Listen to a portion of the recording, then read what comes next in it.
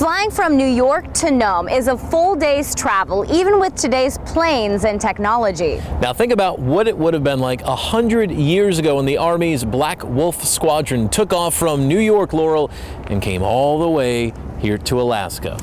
The U.S. Army's famed Black Wolf Squadron made its mark on Alaska's history in 1920 when they flew from the East Coast into northern skies to prove the feasibility of air travel to Alaska. Now this New York to Nome Alaskan Flying Expedition, as it was called, composed of 4 pilots and crew members who were flying de Havilland DH-4 biplanes. There were a lot of firsts on this mission, including the first mail delivered to Alaska via air.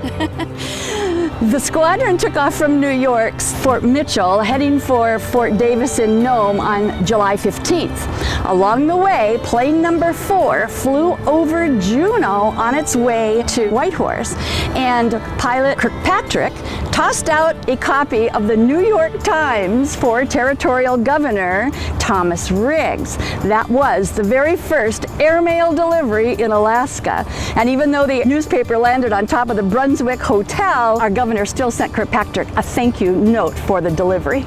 Delivering mail, not really the biggest part of the mission. The Black Wolf Squadron, they had bigger things in mind, didn't they?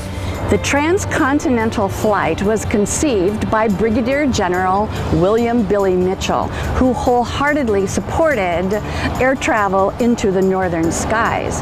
He called Alaska the air crossroads of the world, and he even predicted that the Japanese would bomb Alaska one day.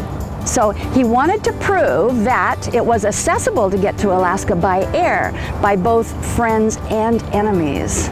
So this flight by the squadron of the Black Wolves came into Alaska, was the beginning of aviation in Alaska, and then pretty soon you had pilots like Carl Ben Eielson and Noel Wien flying across Alaska's skies. So when did the squadron finally arrive in Alaska? The squadron landed in Nome on August the 23rd, 1920.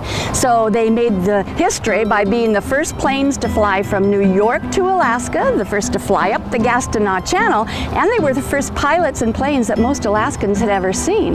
These warplanes flying overhead thrilled the residents of towns like Fairbanks, Wrangell, Skagway, and Nome. And then they made their way back to New York, landing there on October the 20th. That completed 9,000 miles of travel in just over 3 months, but of course it was 112 air hours. And then in 1929, the squadron was honored with the Distinguished Flying Cross for their historic flight.